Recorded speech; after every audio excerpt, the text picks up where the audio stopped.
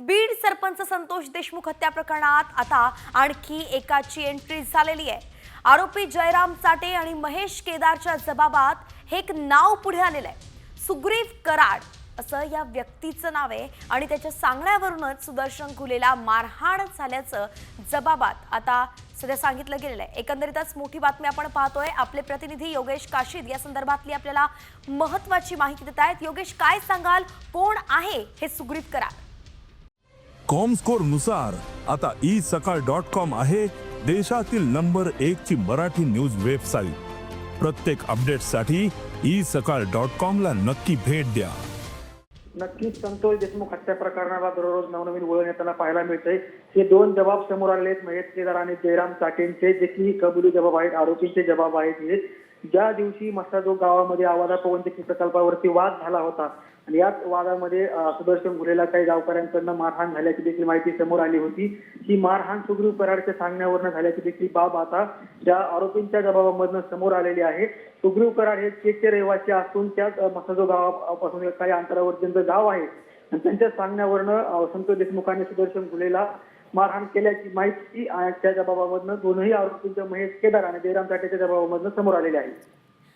धन्यवाद योगेश, अगदी सविस्तर अपडेट आपण या संदर्भातली दिलेली आहे। एकंदरीतच या प्रकरणात आता अजून एका नावाची एंट्री झाली आहे, सुग्रीव कराडची एंट्री झाली आहे। म्हणून हा नेमकं कोण आहे आणि या मारहाण प्रकरणात त्याचा काही हात आहे का याचा तपास आता पोलीस करणार आहेत।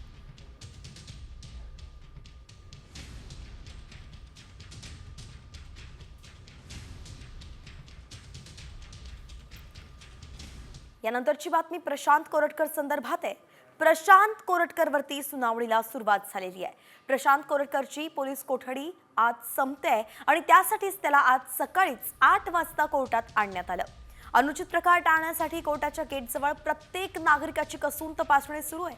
तर 3 दिवसांपूर्वी जयदीप शेळके नावाच्या एका शिवप्रेमीनं प्रशांत कोरटकरवरती हल्ल्याचा प्रयत्न केला होता आणि त्याच जयदीप शेळकेनं आज पुन्हा कोर्टात घुसण्याचाही प्रयत्न केला। पोलिसांनी त्याला यावेळी ताब्यात घेतलेलं आहे आणि तेव्हाची दृश्य आपण साम टीव्हीवरती पाहतोय।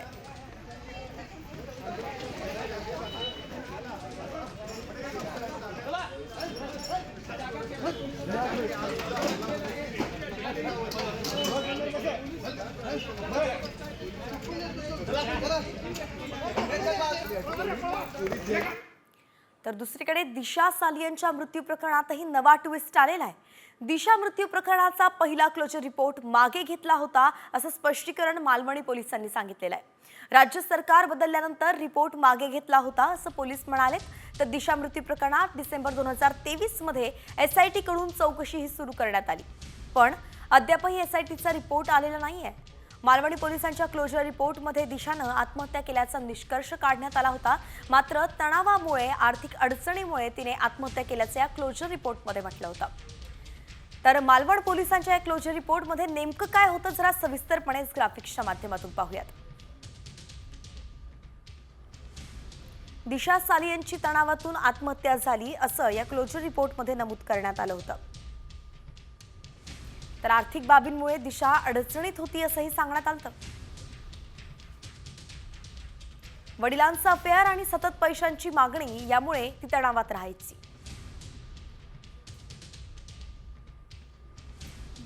वडिलांचा अफेअर आणि त्यांना द्याव्या लागणाऱ्या पैशांबद्दल दिशानं तिच्या मित्रांनाही सांगितलं होतं।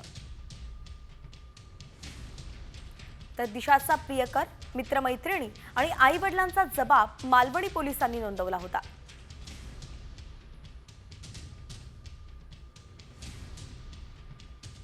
एकंदरीतच यावरती खासदार संजय राऊतांनी प्रतिक्रिया दिली आहे। ते नेमकं काय म्हणालेत आपण ऐकूयात। पोस्टमॉर्टम रिपोर्ट कालच आलेला आहे, काही दिवसापूर्वी आलाय, पुन्हा एकदा प्रसिद्ध झाला। इतर काही गोष्टी येत आहेत। आदित्य ठाकरे समर्थ आहेत, उद्धव ठाकरे समर्थ आहेत, आम्ही सगळे समर्थ आहोत। अशा घाणेरड्या विषयाचं राजकारण करून जे या महाराष्ट्राच्या पहिल्या क्रमांकाच्या कुटुंबावर, ठाकरे कुटुंबावर चिखलफेक करू इच्छितात आणि पुन्हा बाळासाहेब ठाकरेंचे फोटो लावतात, आम्ही बाळासाहेब ठाकरेंचे विचारवाहक आहोत असे म्हणतात, त्याला लाजा वाटला पाहिजे करताना। आणि या सगळ्या सविस्तर घडामोडींनंतर आता आपण इतरही बातम्या आहेत, घडामोडी घडतायत, त्या सगळ्यांचा वेगवान आढावा घेऊयात टॉप 50च्या माध्यमातून।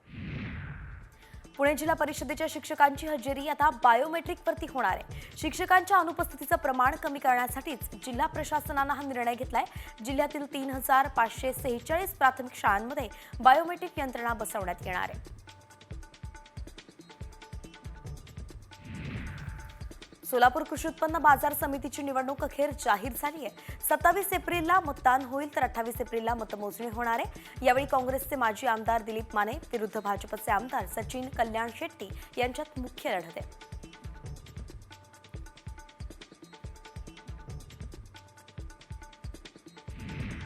राज्यात सुट्टीच्या दिवशीही दस्त नोंदणी सुरू राहणार आहे. मार्च अखेरीस होणारी नागरिकांची गर्दी लक्षात घेता मुद्रांक विभागानं हा निर्णय घेतलाय. 29 ते 31 मार्च पर्यंत सर्व कार्यालयं सुरू राहतील.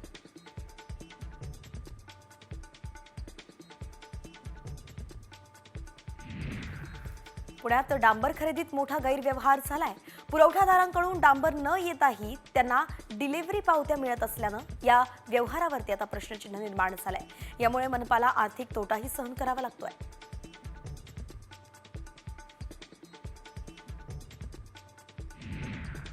मोरबे धरणाच्या मुख्य जलवाहिनीला लागलेल्या गळतीमुळे आज नवी मुंबईमध्ये पाणी पुरवठा बंद राहणार आहे. सकाळी 11 ते संध्याकाळी 6 वाजेपर्यंत पाणी पुरवठा बंद राहील, तर उद्या कमी दाबानं पाणी पुरवठा होणार आहे. त्यामुळे पाणी जपून वापरण्याच्या सूचना महापालिकेने केल्या आहेत.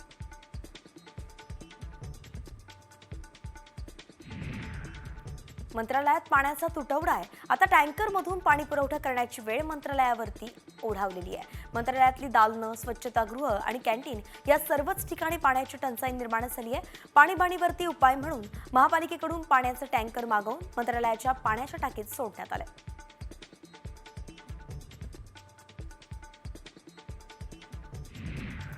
पुण्यातील नो पार्किंगमध्ये वाहनं उभी करणाऱ्या वाहनांना घेऊन जाणाऱ्या टोईंग वाहनावरच आता पोलिसांनी दंडात्मक कारवाई केली आहे. नियम मोडणाऱ्या टोईंग वाहनाला पुणे पोलिसांनी दणका देत 500 रुपयांचा दंड वसूल केलाय.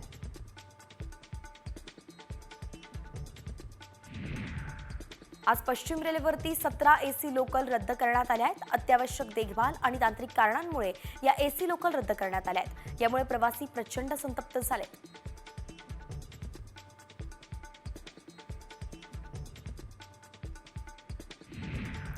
उन्हाळी सुट्ट्यांमध्ये वाढणारी प्रवासी संख्या लक्षात घेऊन मध्य रेल्वेनं विशेष गाड्यांची संख्या वाढवली आहे. आता आणखी 498 फेऱ्या वाढवण्यात आल्या आहेत आणि यामुळे एकूण 854 उन्हाळी विशेष गाड्या धावणार आहेत. लोकमान्य टिळक टर्मिनस, पुणे आणि CSMT वरून उत्तर, दक्षिण आणि पूर्व भारतातील विविध शहरांसाठीच गाड्या सोडण्यात येणार आहेत.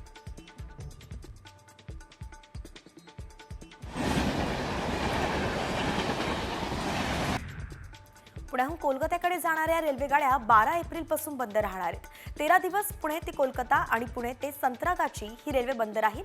विलासपूर भागातील कोटारलिया स्टेशनवरती 4थ्या मार्गाचं जोडणी काम सुरू असल्यामुळे पुणे विभागातील गाड्या रद्द केल्याची माहिती रेल्वे विभागानं दिली आहे.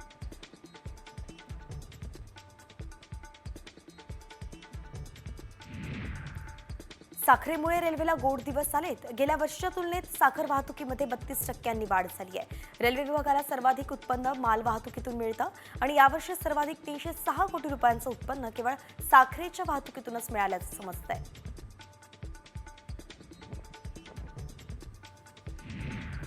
उन्हाळ्याच्या सुट्टीमध्ये प्रवाशांच्या सेवेसाठी MSRTC मार्फत जादा वाहतूक करण्यात येणार आहे. उन्हाळी जादा वाहतुकीसाठी दररोज लांब पल्ल्याच्या 764 फेऱ्यांचं नियोजन करण्यात आलंय आणि या सर्व फेऱ्या आगाऊ आरक्षणासाठी उपलब्ध करून देण्यात आल्या आहेत. प्रवाशांनी जादा वाहतूक सेवेचा लाभ घ्यावा असं आवाहनच ST महामंडळानं केलंय.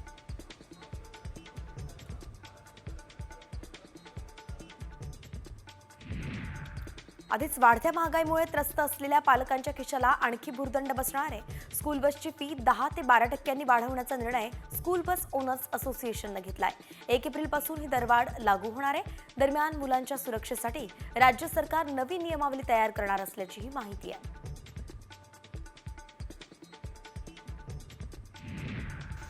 डमी शाळांमध्ये प्रवेश घेणाऱ्या मुलांना 12वीची परीक्षा घेता येणार नाही असा इशारा CBSEनं दिलाय. डमी शाळांमध्ये प्रवेशानंतरची दुष्परिणामांची जबाबदारी स्वतः विद्यार्थी आणि त्यांच्या पालकांची असेल, तर हे CBSEनं स्पष्ट केलं असून विद्यार्थ्यांना वर्गात 75% उपस्थिती अनिवार्य केली आहे. जळगाव जिल्ह्यात 10 शिक्षण संस्थांत 49 शिक्षकांची बोगस भरती केली आहे. दर महिन्याला 50,000 वेतन दिल्याप्रकरणी नाशिकच्या लेखाधिकाऱ्याविरुद्ध गुन्हा दाखल केलाय. तर शिक्षण विभागानं 19.50 कोटी रुपयांची बिलं मंजूर केली होती आणि याची दखल घेत शिक्षण उपसंचालक यांनी चौकशीनंतर गुन्हा दाखल केलाय. दक्षिण कोरियात मोठा वणवा लागलाय. आगीवरती नियंत्रण मिळवण्याचे प्रयत्न सुरू आहेत आणि या आगीत हजारो वर्ष जुनं बौद्ध मंदिरही जळून खाक झालंय. तर 27 जणांचा मृत्यू झाला असून या वणव्याचे अनेक व्हिडिओ सोशल मीडियावरती व्हायरल होत आहेत. यात आगीच्या प्रचंड ज्वाळा आणि धुराचे लोटही पसरल्याचं पाहायला मिळत आहे.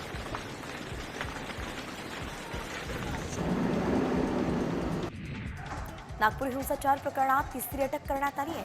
फैजान खातीब याला हिंसाचाराच्या सुमारे 10 दिवसांनंतर पोलिसांनी अटक केली आहे. जमावाला भडकावल्याचा त्याच्यावरती आरोप आहे. तर हिंसाचाराचं सीसीटीव्ही फुटेजच्या आधारे ही कारवाई झाली आहे.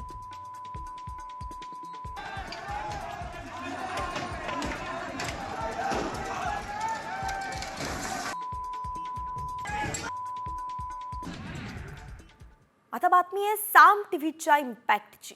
नाशिकमध्ये पीएम किसान योजनेचा लाभ घेणाऱ्या बोगस लाभार्थ्यांवरती गुन्हा दाखल करण्यात आलाय. कृषी विभागाच्या तक्रारीनंतर 181 बांगलादेशी बोगस लाभार्थ्यांवरती सरकारी फसवणूक केल्याचा गुन्हा दाखल झालाय. नाशिकच्या भावदरमध्ये बांगलादेशींनी पीएम किसान योजनेचा लाभ घेतल्याची बातमी साम टीव्हीनं दाखवली होती आणि त्यानंतरच प्रशासनाला जाग आल्याचं दिसतंय. ग्राफिक्सच्या माध्यमातून आपण साम टीव्हीचे काही सवाल आहेत ते पाहूयात. 181 बोगस लाभार्थ्यांच्या कागदपत्रांचं व्हेरिफिकेशन केलं की नाही?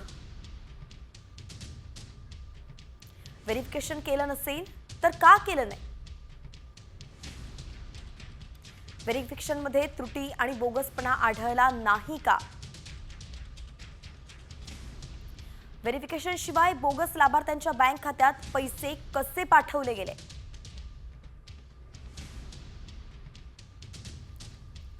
आपले प्रतिनिधी अभिजित सोनवणे आपल्यासोबत जोडले गेलेत. अभिजित, काय सांगाल नेमकं हा प्रकरण जे होतं त्याच्यात आता ही कारवाई पुढची कशी होतीये?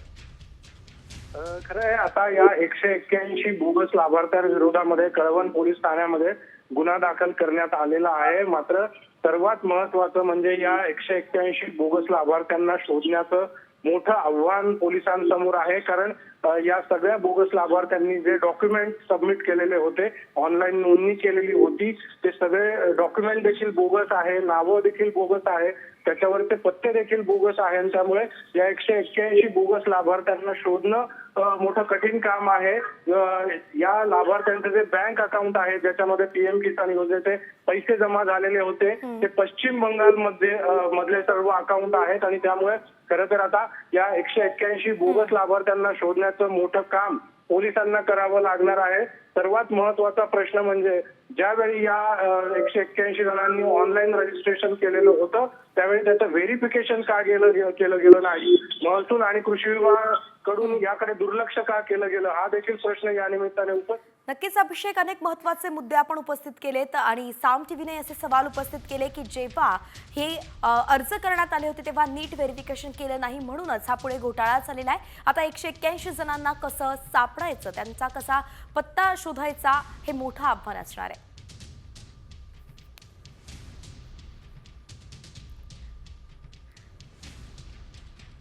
आणि यानंतर पुन्हा वळतोय टॉप 50 कडे.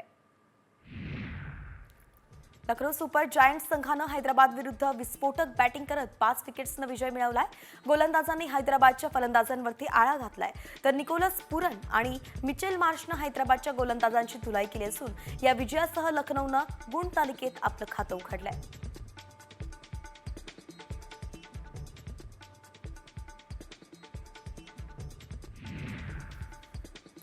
हैदराबादनं लखनौ समोर 191 धावांचं लक्ष ठेवलं होतं आणि या लक्ष्याचा पाठलाग लखनौनं 16 षटकात 5 विकेट्स गमावत 193 धावा पूर्ण करत केला. लखनौकडून मिचेल मार्श आणि निकोलस पुरन यांनी वादळी अर्धशतकं केली आहेत.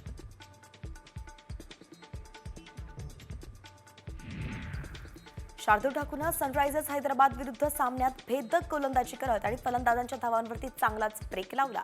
IPL 2025च्या सुरुवातीलाच पर्पल कॅप नावे करणाऱ्या शार्दुलनं 4 ओव्हरमध्ये 34 रन्स देत 4 विकेट्स घेतल्या.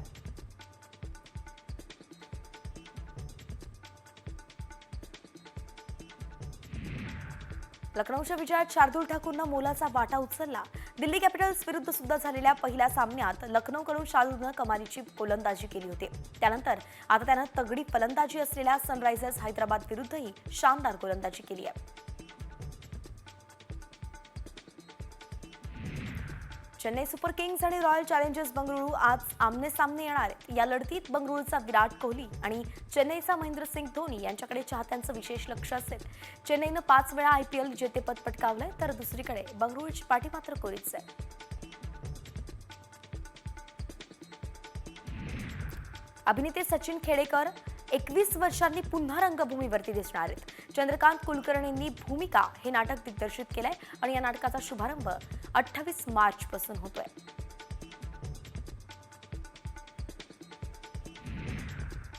बॉलिवूडचा भाईजान सलमान खानच्या घड्याळ सध्या जोरदार चर्चेचा विषय ठरलाय. या फोटोमध्ये अयोध्या राम मंदिराशी संबंधित घड्याळ पाहून नेटकऱ्यांकडून कौतुकही केलं जात आहे आणि या अद्भुत घड्याळाची किंमत सुमारे 61 लाख असल्याचं कळतंय.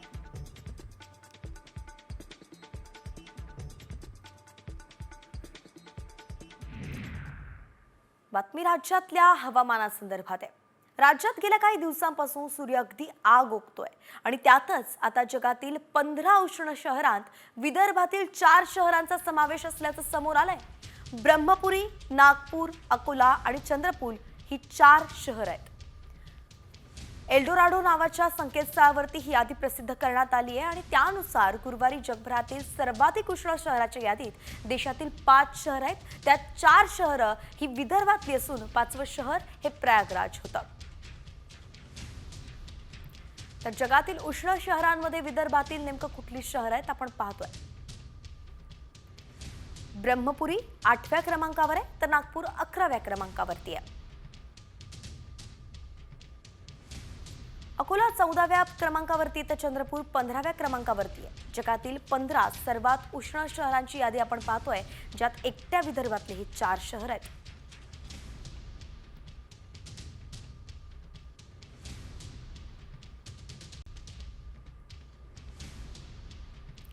तेव्हा ऊन तापतंय, आपल्या आरोग्याची काळजी घेणं गरजेचं आहे आणि विदर्भकरांनी तर जास्त काळजी घेण्याचं आवाहनही आता शासन करत आहे.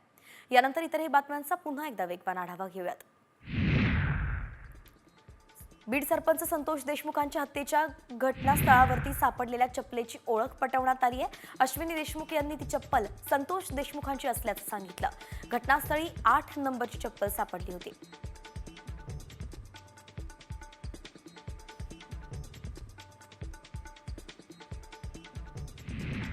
महाराष्ट्रात शरद पवार गटात खांदेपालट होण्याची शक्यता आहे. प्रमुख पदाधिकाऱ्यांची उचलबांगडी करून त्यांच्या जागी नव्या चेहऱ्यांना संधी मिळू शकते. सिराज मेहंदी यांनी पदाचा राजीनामा दिल्यानंतर पराभव झालेल्या पदाधिकाऱ्यांनी राजीनामा द्यायला हवा अशी भूमिका मांडली आहे.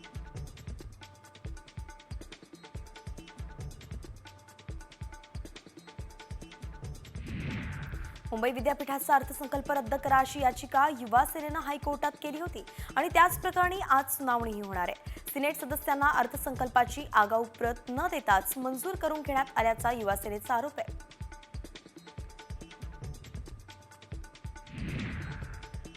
सध्या सोशल मीडियावरती घिबली इमेजेसचा नवा ट्रेंड सुरू झालाय. राजकीय नेते मंडळींनाही घिबली इमेजची भुरळ पडल्याचं दिसतंय. पंतप्रधान मोदी आणि उत्तर प्रदेशचे मुख्यमंत्री योगी आदित्यनाथ यांचेही घिबली इमेज सोशल मीडियावरती चांगलीच व्हायरल होते.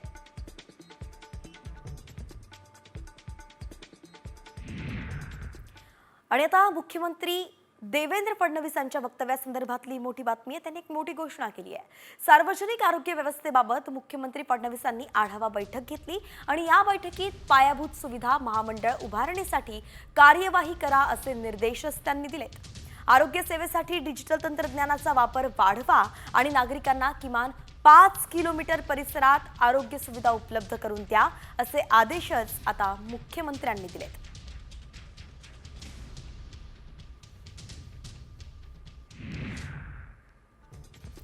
रमजानमध्ये दुधाची मागणी वाढत असल्यानं दूध विक्रेत्यांनी अघोषित दरवाढ केलेली आहे. आठवडाभरापूर्वी 88 रुपये लिटरवरती असलेले दर आता 90 रुपयांच्या घरात जाण्याचा अंदाज आहे. सुट्ट्या दुधाच्या किमतीत मनमर्जीप्रमाणे वाढ केली जाते. त्यामुळे आता 12 रुपयाला मिळणारा चहा देखील 17 रुपयांवरती झालाय.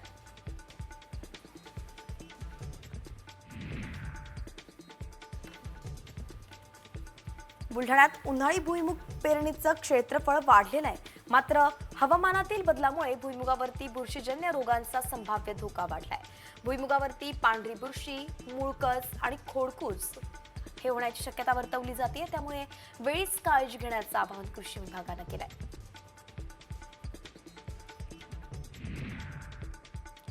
भात खरेदी हंगामात तालुक्यातील हजारो शेतकऱ्यांनी भात खरेदीसाठी ऑनलाईन नोंदणी प्रक्रिया केली आहे. पण भात खरेदी उशिरानं सुरू झाल्यामुळे 31 मार्चपर्यंत नोंदणी होणं शक्य नाही आहे. त्यामुळे आता बहुतांश शेतकऱ्यांनी आर्थिक कोंडी होऊ नये म्हणून आधारभूत भात खरेदीसाठी मुदतवाढ मिळावी अशी मागणी केली आहे.